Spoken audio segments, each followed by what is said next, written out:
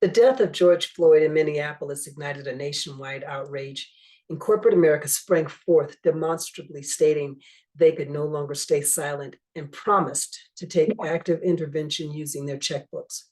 From coast to coast, companies raced to outdo each other by voicing actions and dollar pledges. Do you remember Jamie Dimon, CEO of JP Morgan, took a knee before that open door of their giant vault? McDonald's proclaimed George Floyd was one of us. Major corporations such as Procter and Gamble, Pfizer, Apple, Johnson and Johnson, and even Facebook played one-upmanship, bellowing the size of their pledge to create societal changes. Altogether, 49.5 billion was the total pledge barometer. Now, 2+ years later, after the spotlight is dimmed, the corporate promise is reviewed with a concerned lens. 90% of that 49.5 billion, which is 45.2 billion, is allocated as loans or investments that will deliver for JP Morgan and Bank of America windfall profits. More than half was earmarked in the form of mortgages. Meanwhile, 4.2 billion of the total pledge is in the form of outright grants to be distributed over periods as long as a decade.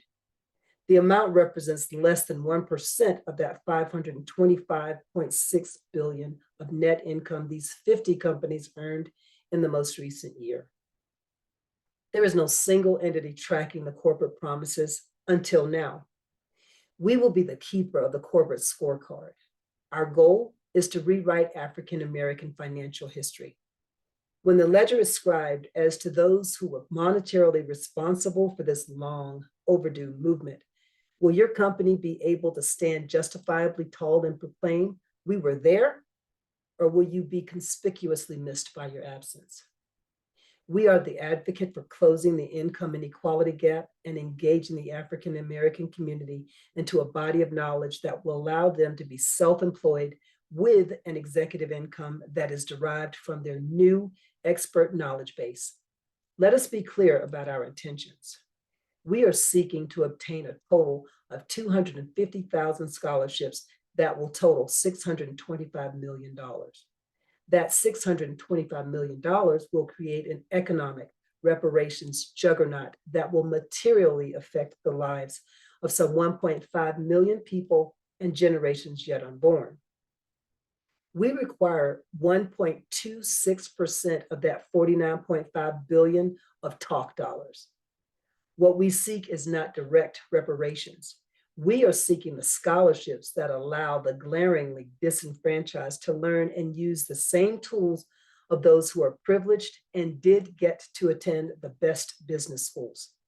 We're not interested in the corporate mazes, the filling out of 30-page applications to your foundations that meets twice a year and responds in another 10 months or so, or your glossy corporate brochures that depicts a young African-American girl with shoulder-length thick pigtails and a white dress holding a smiley-faced piggy bank as she stands behind that white picket fence. Why? Because we can't find that white picket fence in our communities unless we paint it ourselves.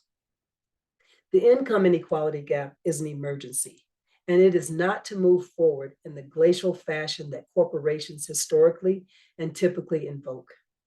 It is a simple decision. Either you will help with this cause right now or you won't.